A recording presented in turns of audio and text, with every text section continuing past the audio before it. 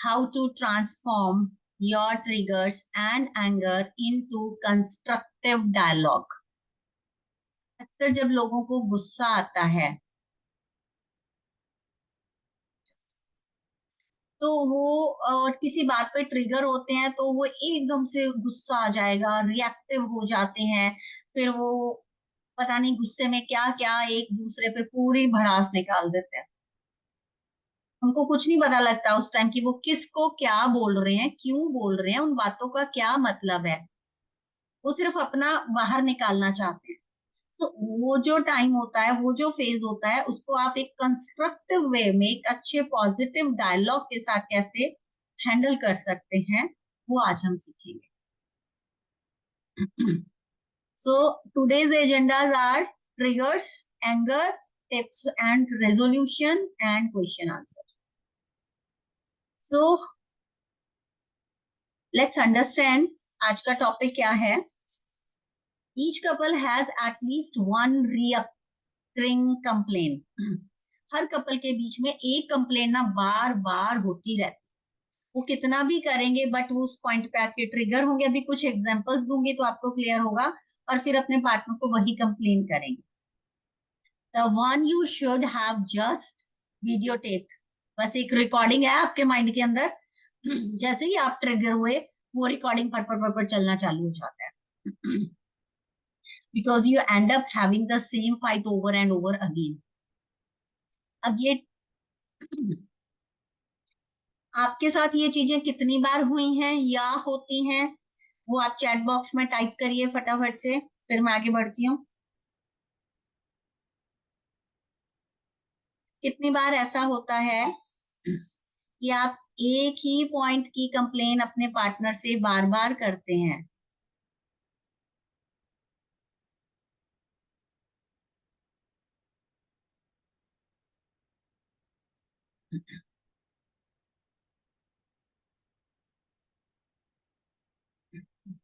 करिश्मा अब तो sort out हो गया ना?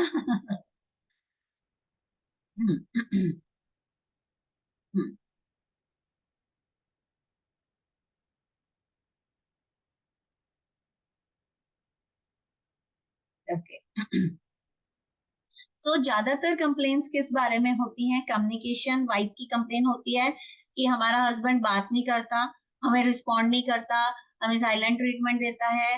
And silent husband is very harmful. जब आपका हस्बैंड आपको आंसर देना बंद कर देता है, रिस्पॉन्ड करना बंद कर देता है, तो this is the like highest red flag we can say. Money को लेके आर्ग्यूमेंट्स होते हैं, या झगड़ा होता है, या कंप्लेन होती है। घर के काम को लेके जो भी आपके हाउस होल्ड चोर्स रहते हैं उसको लेके कंप्लेन होती है। वाइफ को लगता है कि वो अकेली करती रहती है, हस्बैंड उतने सपोर्ट नहीं करता। एंड हस्बैंड्स को ये लगता रहता है कम्युनिकेशन में कि वाइफ तो बहुत ही बकबक करती रहती है, सारा दिन कंप्लेन ही करती रहती है, अब इसकी बात तो क्या ही सुने। और इंटीमेसीज को लेके, it's about all type of intimacies, emotional, mental and physical. In-laws को लेके बहुत सारी कंप्लेंट होती है कि तुम्हारे घर वाले ऐसे हैं, या तुम वो ऐसे करते हैं, उन्होंने मेरे साथ ऐसे किया था, 10 साल पहले भी ऐसे किया था, 5 साल पहले भी ऐसे किया था, 25 साल पहले भी ऐसे किया था। तो आप बार बार पास्ट की चीजों को बीच में लेके आते हो, राइट? अब इसके कुछ रियल लाइफ एग्जांपल्स देखते हैं। एक ज्यादातर जेंट्स में ये हैबिट होती है कि वो अपना टॉवल सुखाने के लिए नहीं डालेंगे, हमेशा ऐसे ही फेंक देंगे। वाइफ हमेशा कंप्लेनिंग मोड में रहती है। बाथरूम को वाइप ऑफ नहीं करेंगे, कंप्लेनिंग आएगी। वाइफ को कंप्लेन रहती है कि हस्बैंड घर के काम में हेल्प नहीं करता है, हस्बैंड ठीक से बात नहीं करता है, हस्बैंड मेरे लिए स्टैंड नहीं लेता है, या कभी लिया नहीं है। तो ये कुछ ऐसे कॉमन पॉइंट्स है जिनको लेके आए दिन दोनों के बीच में झगड़े होते रहते हैं, या वो ट्रिगर होते रहते हैं एक दूसरे के ये हैबिट्स को लेके। ऐसा लोगों को लगता है, बट अगर वो ट्रिगर हो रहे हैं तो वो अपने किसी पास्ट के ट्रॉमा की वजह से ट्रिगर हो रहे हैं, वो अपने पार्टनर की हैबिट की वजह से कभी ट्रिगर नहीं होते। ये चीज हम आने वाली स्लाइड्स में अंडरस्टैंड करेंगे। अब कम्युनिकेशन साइकिल कैसे चलता है जब आप ट्रिगर हो रहे हो या आप एंगर जोन में हो। एक छोटा सा आपने अगर कमेंट दे दिया ना, तो वो एक डिस्ट्रक्टिव कम्युनिकेशन की तरफ चला जाता है। अब ये सर्कल कैसे चलता है? आप किसी पॉइंट से ट्रिगर हो रहे हो, फिर आप उसको रिएक्ट कर रहे हो, रिएक्शन दे रहे हो। जब आप रिएक्शन दे रहे हो तो सामने वाला डिफेंसिव मोड में आकर रिस्पॉन्स कर रहा है। रिस्पॉन्स कर रहा है तो चीजें एक्सेलेट हो रही हैं, बढ़ रही हैं, पास में जा रहे हैं, डीलिंग कर रहे हैं। फिर आप फिर किसी बात को लेकर ट्रिगर हो रहे हो, तो ये सर्कल ऐसे चलता रहता है। एंगर ट्रिगर होता है, कैसे होता है? एंगर इंड्यूसिंग कमेंट, आपने कोई एक ऐसा कमेंट कर दिया अपने पार्टनर को जो उसको चुभ गया या पिंच कर गया, और ये आपने ऐसी सिचुएशन क्रिएट कर दी जहां पे आपका पार्टनर कंफर्टेबल नहीं है, या उसके जो इमोशंस हैं वो बहुत ही इंटेंसिवली प्रोवोक हो रहे हैं,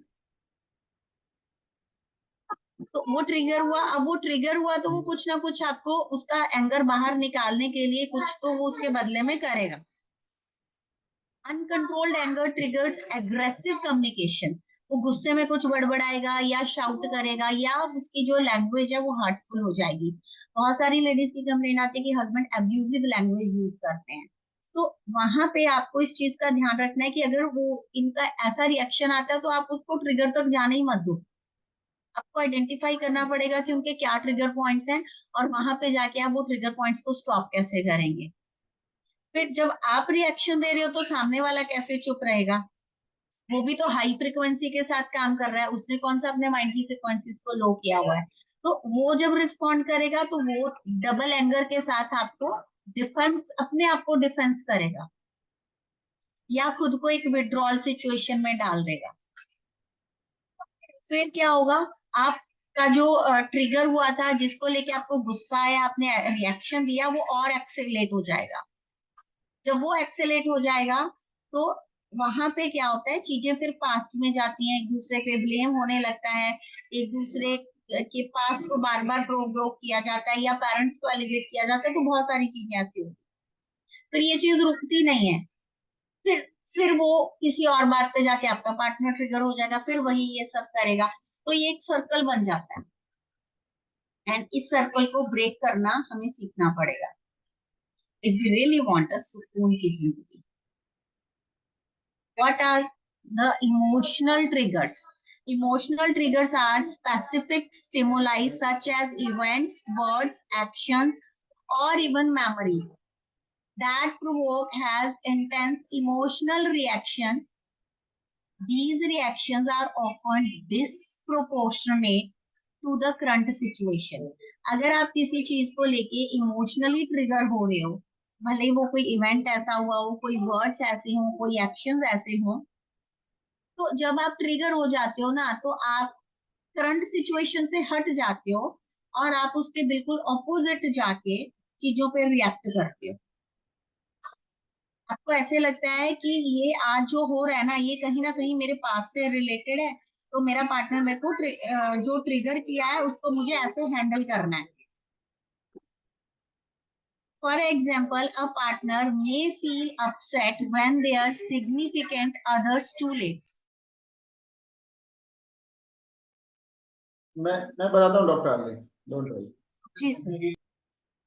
देखिए, इमोशनल जो ट्रिगर्स है ना, इसमें हम ह्यूमन नेचर है सबका, हमको हर व्यक्ति में कमियां दिखती हैं और अपने में अच्छाइयां दिखती हैं।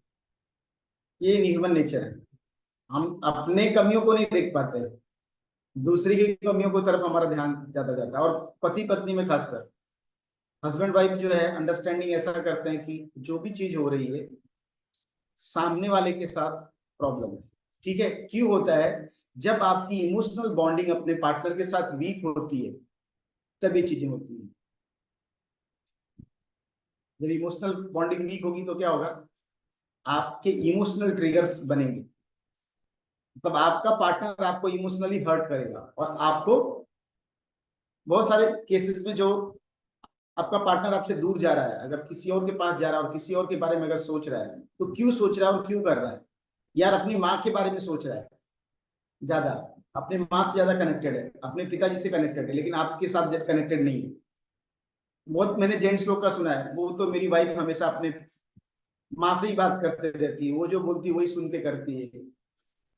तो क्यों ऐसा कर पाती है या क्यों ऐसा होता है? बिकॉज जो वो कनेक्टेड है आपके साथ, वो कनेक्शन बिल्ड नहीं हो पाया। ठीक है, और ऐसा क्यों हुआ? किसने किया ये? कौन रिस्पॉन्सिबल है? हमारे ह्यूमन बिहेवियर है सबके। हम जब बड़ा होते हैं, जैसे आगे आगे बढ़ते हैं ना, तो हमारी जो इमोशनल लीड होती है ना, वो कंप्लीट नहीं होती। भाई बहन में एक दूसरे से कभी कभी नहीं होती है, कभी कभी फादर मदर जो होते हैं जितनी इमोशनल नीड पूरी करनी वो नहीं कर पाते। कभी कभी दोस्तों के साथ हमारी इमोशनल ब्रेकडाउन्स होते हैं, हमारे इमोशंस एक दूसरे के चीजों को लेकर हमारे दोस्तों के साथ। तो जो ट्रिगर्स बनते हैं ना, आपकी जब मैरिज होती है तब तक आपके बहुत सारे इमोशनल ट्रिगर बन चुके होते हैं, और आपका मैरिड लाइफ बाद में जाके हैम्पर होता है उन ट्रिगर्स की वजह से। और आप फंस जाते हैं, सोचते हो कि अरे मेरा हस्बैंड ऐसा कर रहा है, मेरी वाइफ ऐसा कर रही है। ऐसा नहीं, हस्बैंड वाइफ एक पार्ट में आ गए, सीरीज में आ गए, वो भी वो सीरीज में आ गए। एक्चुअली आपकी सीरीज पहले से चल रही थी, इमोशनल ट्रैप में आप पहले से जा रहे थे, और आप मैरिज के बाद ज्यादा ट्रैप में हो गए, क्योंकि वहां पे बंदा रिस्पॉन्सिबल है।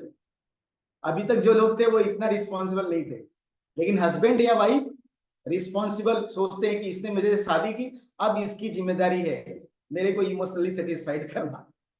अंडरस्टैंड कर रहे हो? चाहे वो मेरी वाइफ है, चाहे मेरा हस्बैंड है। और ये इमोशनल नीड जो इतनी है ना, इतनी बेकार चीज है ये ना, अगर व्यक्ति इसको सही, तो ये ईगो का रूप कन्वर्ट हो जाता है, ईगो में कन्वर्ट होती है। आपके इमोशनल ट्रिगर्स जो है ना, ईगो में कब कन्वर्ट हो जाएंगे आपको पता भी नहीं चलेगा। It's it's too dangerous thing. एक थिन थ्रेड है कॉन्फिडेंट एंड ओवर कॉन्फिडेंस में।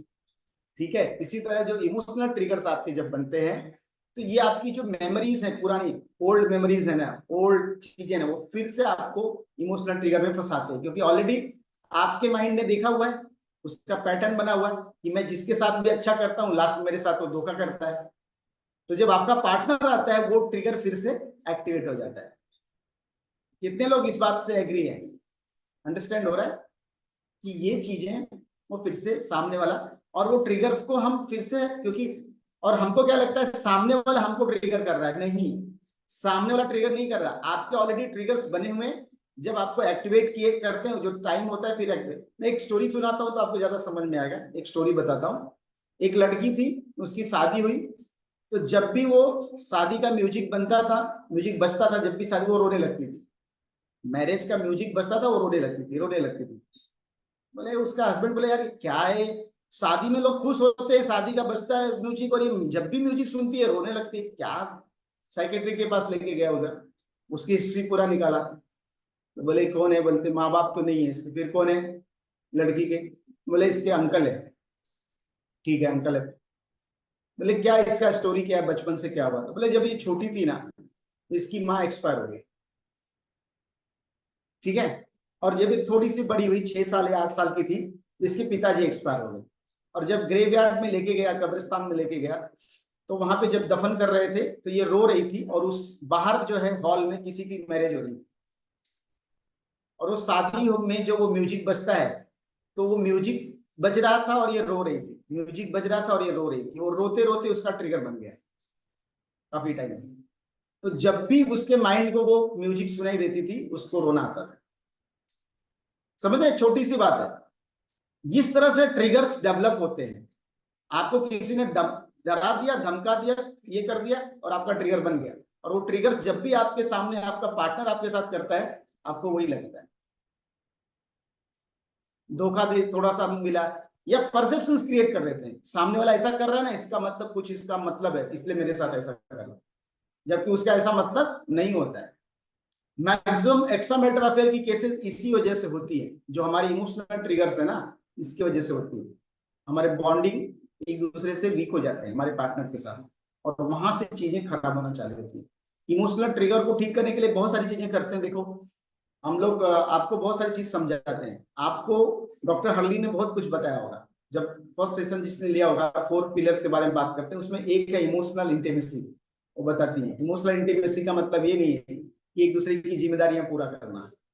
ठीक है, मेरे लिए घर लेके आओ, राशन का सामान लेके आओ, बच्चों की फीस भर दिया, ये डिस्कस, ये सब नहीं। इमोशनल नीड का मतलब अलग चीज होती है। आपका पार्टनर रो रहा है तो आपको पता चला, आपको समझ में आ रहा है कि वो क्यों रो रहा है, क्या रीजन की वजह से वो रो रहा है, उसका मूड ऑफ है तो क्यों हो सकता है, आपको पता है। That is emotional. ज्यादातर जेंट्स इसमें बहुत वीक होते हैं, जेंट्स को हवा ही नहीं होती है, वही क्या सोच रही है, क्या प्रॉब्लम है। मोर जेंट्स आर लाइक, वो इमोशनली थोड़ा इतने इमोशनल नहीं होते, but ladies are too emotional. ठीक है, इसके लिए आप देखे होंगे सबसे ज्यादा लेडीज कोई भी चीज पे, क्योंकि लोगों को लगता है अरे लेडीज तो रो देती है, सबसे बड़ा उनका हथियार है रोना।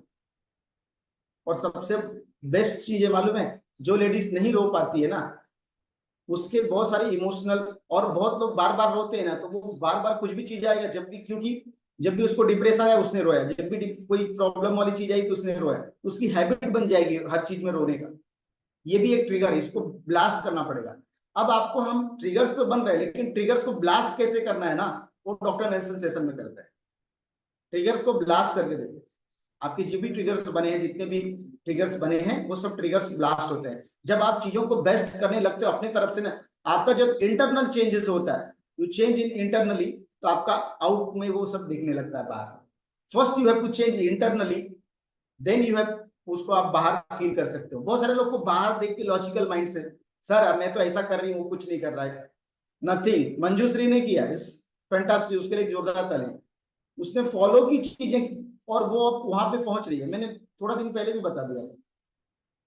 फील करेंगे आप ना चीजों को, जब आप अंदर खुश हो जाएंगे ना, तो बाहर अपने आप खुश होना चालू करेंगे। You have to first, doctor Nelson बोलते हैं माइंड को रियलिटी और क्या आप बोल रहे हो उसमें फर्क नहीं पड़ता है, ये रियल है कि आप ये इमेजिन कर रहे हो, तो दोनों को सही मान लेता है। तो फर्स्ट आपको अंदर से खुश होना पड़ेगा, अंदर से इंटरनल।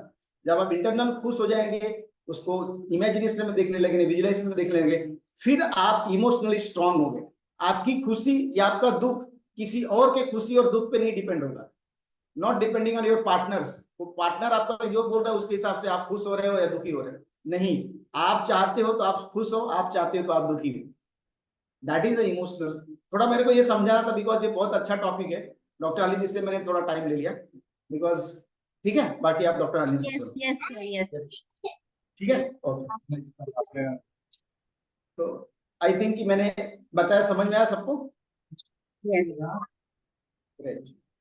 तो कॉमन ट्रिगर्स इन रिलेशनशिप क्या होते हैं? वैसे तो सर ने बता दिया है ये सब, अगर आपने सर की स्टोरी को ध्यान से सुना होगा तो, बट फिर भी चलिए मैं पॉइंट्स रिपीट कर देती हूँ। First is ignored feeling. आपको बचपन से एक रिजेक्शन मिला है। देखो, आज आप जो ट्रिगर हो रहे हो ना अपने पार्टनर के साथ, इनका कनेक्शन आपके बचपन से होता है। आपकी फीलिंग्स को इग्नोर किया गया, या आप रिजेक्ट किए गए, पेरेंट्स ने बोल दिया अरे नहीं तुम्हें कुछ नहीं आता है, या ऐसे कुछ फ्रेंड थे, या स्कूल में कॉलेज में रैगिंग हुई कहीं पे भी। तो वो चीजें जब आप मैरिज, आफ्टर मैरिज आती है ना, तो वो चीजें आपको ट्रिगर करती हैं। अब अगर आपका पार्टनर आपके टेक्स्ट मैसेज का या व्हाट्सएप का रिस्पॉन्ड नहीं कर रहा, या टाइम पे आपने भेजा तुरंत उसने नहीं किया, वो कहीं बिजी है काम में, उसको टाइम लग रहा है, तो आप ट्रिगर हो जाओगे। आपको लगेगा ये तो मुझे रिजेक्ट कर रहा है या कर रही है, या ये मेरे को इंपॉर्टेंस नहीं दे रहा। बट ये चीज बिल्ड कहाँ से हुई, हमें वो रूट तक जाना पड़ेगा। फिर सेकंड आता है पास्ट ट्रॉमा। पास्ट में आपके साथ कुछ ऐसी चीजें हुई रहती हैं, जैसे कि कोई बिट्रेयल हो जाना पुराने रिलेशनशिप में, किसी ने धोखा दे देना, या आपका ब्रेकअप हुआ है एक लॉन्ग रिलेशनशिप के बाद, फिर आपने शादी की है, तो वहां पे आपको वो बिट्रेयल वाली फीलिंग्स ना टाइम टू टाइम आती रहती है। और आपको कहीं ना कहीं एक एंजाइटी वाले इश्यूज भी आते हैं, आपके अंदर एक डर वाली सी फीलिंग हो जाती है, कहीं ऐसा ना हो जाए, वैसा ना हो जाए, अगर ऐसा हुआ तो ये आपके पास्ट ट्रॉमास होते हैं। अगेन ये इसका कनेक्शन कहाँ से है? आपके साथ, आपके पार्टनर के साथ नहीं है। यहाँ पे भी आपको पहले खुद के पास्ट ट्रॉमास को हील करना होता है। फिर आता है अनमेट एक्सपेक्टेशंस। बहुत सारे लोग, लड़का हो चाहे लड़की हो, शादी से पहले ना बहुत सारे एक्सपेक्टेशंस बना के रखते हैं। मैं शादी करके जाऊंगी, मेरे सास ससुर मुझे बेटी की जैसे रखेंगे, मुझे सिंहासन दे दिया जाएगा बैठने के लिए, मैं वहां पे जाके हुकूमत चलाऊंगी।